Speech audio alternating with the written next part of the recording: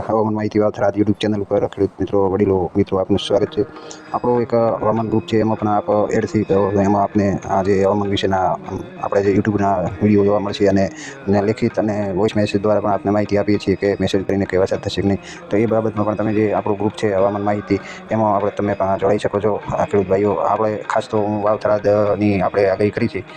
વાવથરાદ વિસ્તારની આગાહી કરીએ છીએ. તો સાચોરનો જે આપણો નઈ પટ્ટો છે, આ બાજુ બાકાસુર સુધી હું આગાહી કરું છું. અને અમુક મિત્રો જે રાપર બાજુના જે મારા ચેનલના સબસ્ક્રાઈબર છે, એમને પણ એ વારંવાર પૂછતા હોય છે રાપર બાજુનો વરસાદનો આદેશનનો એ બાજુ. અને બનાસકાંઠા વિશે થોડી પણ આપણે માહિતી આપીએ છીએ કે બનાસકાંઠામાં વરસાદ હોય પણ આપણા વિસ્તાર સુધી ક્યારેય વરસાદ પહોંચતો નથી. આજે 24 તારીખ છે અને લગભગ સાંજના ટાઈમે હું આ વિડીયો બનાવી રહ્યો છું. એટલે અત્યારે જે બધું મેં હવામાન વિશે જે સર્ચ કર્યું છે, અને અલગ અલગ મોડલો છે, હવાની પેટર્ન છે, અને જે અમુક ભાગોમાં અત્યારે આઈએમડી વિભાગે ચોમાસાની વિદાયની પણ એક જાહેરાત કરી છે કે પશ્ચિમ રાજસ્થાન અને કચ્છના અમુક ભાગોમાંથી ચોમાસાએ વિદાય લીધી છે. એટલે ચોમાસું પૂર્ણ થઈ ગયું છે ખેડૂત ભાઈઓ. આપણા વિસ્તાર વાવથરાદની વાત કરું કે ધાનેરા કે સાચોર, ત્યાં હજી આ ચોમાસું ડિક્લેર જાહેર કર્યું નથી કે ચોમાસાની વાપસી થઈ ગઈ છે, એટલે પૂર્ણ થઈ ગયું છે હવે.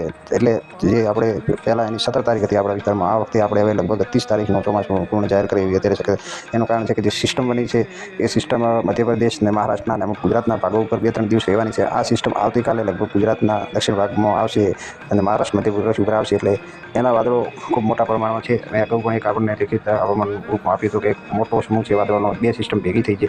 જે 2 દિવસો પહેલાં તો આ જે મોડલ છે, કોઈ જે આગાહીકારો છે, એ આપણા વિસ્તારમાં એમ કહેતા હતા કે તમે આરામથી પાકોની કાપણી કરી શકો છો. પણ આજે એ આગાહી અમને ફેરવી છે કે બનાસકાંઠાના સંપૂર્ણ બધા જ ભાગોમાં સાર્વત્રિક વરસાદ થશે. કોઈક જગ્યાએ ભારે વરસાદ થવાની શક્યતા છે. હવે જે અમુક મોડલોનું તારણ ઉપરથી બધા આગાહી કરે છે, અત્યારે એવું લાગે છે મને.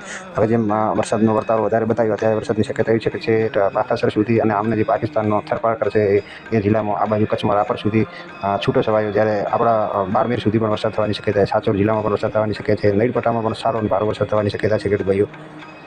હવે જે આવતીકાલે આજે રાત્રે મોડેથી તમને હવામાનમાં થોડો ફેરફાર જોવા મળશે. અત્યારે મને સમાચાર મળે છે કે પાલનપુરના અમુક ગામોમાં અત્યારે વરસાદ ચાલુ છે 5 વાગ્યાના ટાઈમે, અને જે સાબરકાંઠામાં હિંમતનગર છે ત્યાં વરસાદ ચાલુ છે, અને રાજસ્થાનના ઉદયપુર છે એ બાજુ ભાગોમાં પણ વરસાદ ચાલુ છે. એટલે કે જે સિસ્ટમનો જે અસર ત્યાં દેખાવા લાગી છે, અને આ સિસ્ટમ જેમ થોડી નજીક આવશે ગુજરાતને, તેમ આપણા વિસ્તારને અસર કરશે. એટલે વરસાદ થવાની શક્યતા ઊભી થશે. એટલે આવતીકાલેથી બપોર પછીથી થોડો વાતાવરણમાં પલટો આવશે.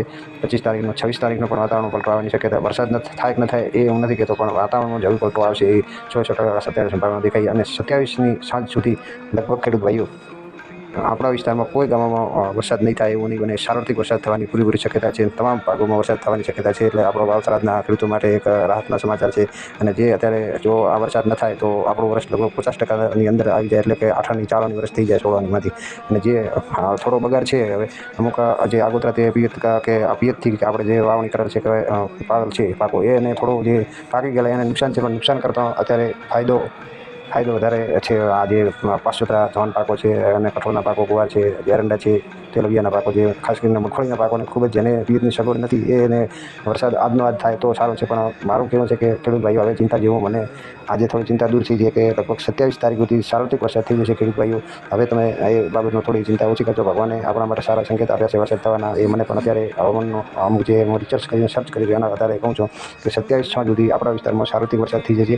અને જે ખેડૂત ભાઈઓ જેમને પાક તૈયાર થયેલ છે, જુવાર છે કે બાજરી છે, આ 2 ધાન્ય પાકો કહેવાય છે, એ પાક જો તૈયાર થયેલો ને ત્યારે તમે જે એને વાઢતા હો, આપણી ભાષામાં કહીએ તો કે કાપણી કરતા હો, તો એ તમારે જો ચાલે એમ હોય તો 1-2 દિવસ તમે રાહ જોઈ શકો છો. અને 27 તારીખ સુધી તમને વરસાદ અંગેની પૂરી માહિતી મળી જશે સાંજ સુધી 27ના. એના પછી તમે આરામથી પાકને વાઢી શકો છો. ઊભા પાકને નુકસાન બાજરી જુવાર હોય તો ઓછું થાય છે. કદાચ પવન સાથે વરસાદ આવે તો થોડું નુકસાન થાય. પણ જો તમારે એ પાથરા પડ્યા, આપણી ભાષામાં કહીએ કે જે બાજરી વાઢેલી હોય, તો એ જમીન ઉપર સડવાની શક્યતા રહે છે. એટલે 2 દિવસ ચાલે એમ હોય તો વાઢવું નહીં આપણા પાકને. એ હું કહું છું એકવાર ફરી, ચાલે એમ હોય તો.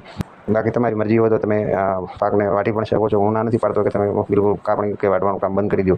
પણ એક હવામાનમાં વરસાદ થવાની અત્યારે સંભાવના ઊભી થઈ છે, અને વરસાદ થશે મારા અંદાજ પ્રમાણે 99.99% આપણા વિસ્તારમાં 27 તારીખ સુધી સાર્વત્રિક વરસાદ થઈ જશે ખેડૂત ભાઈઓ. આ એક થોડી માહિતી માટે મેં વિડીયો બનાવ્યો છે. આપણી ચેનલ છે હવામાન માહિતી વાવથરાદ. યુટ્યુબ ચેનલને હિન્દીમાં સર્ચ કરશો એટલે એ તમે સબસ્ક્રાઈબ કરો ચેનલને, અને વિડીયોને લાઈક આપો. બસ એ જ આપનો સહકાર મળી રહે એ અપેક્ષાથી હું આ વિડીયો મૂક્યા છે અત્યારે આજે. તો બસ એ જ ખેડૂત ભાઈઓ.